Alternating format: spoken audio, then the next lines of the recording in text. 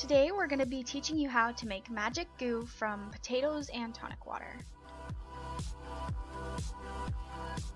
The first thing you're going to want to do to make this magic goo is to cut up potatoes into the tiniest pieces you possibly can. Cutting up these potatoes is helping us to break bonds and cells and release the starch that's stored in the potatoes.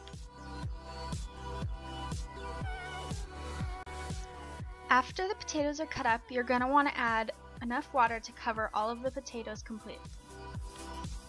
We'll let this sit for a little while so that it can rinse all of the starch from the potatoes.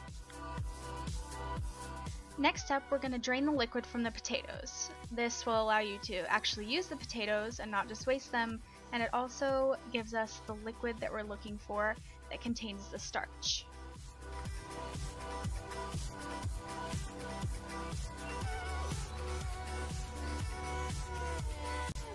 We let this mixture sit overnight so that the starch can separate from the water, and then we're going to pour out the water, leaving the starch layer behind.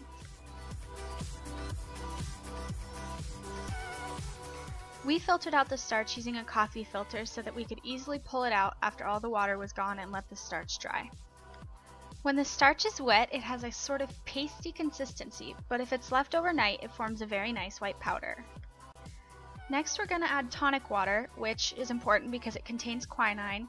We're going to add this to our powdered starch that we left overnight.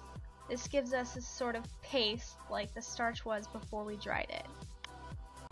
If you didn't really harvest enough starch from your potatoes to do this, you can also substitute cornstarch. It is pretty much the exact same thing. Here you can see that this mixture is a non-Newtonian fluid. That means that its viscosity, or its resistance to flow, changes depending on how much force you put on it. When you put pressure on the mix, the water molecules are pushed out and the starch molecules grind together to make it more viscous.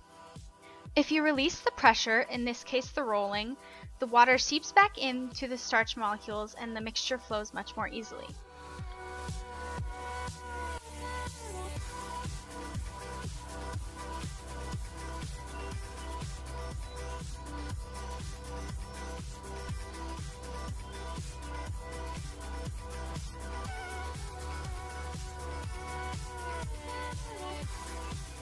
Here we're showing that this mixture is really fluorescent under black light. This is due to quinine, the fluorescent component of tonic water.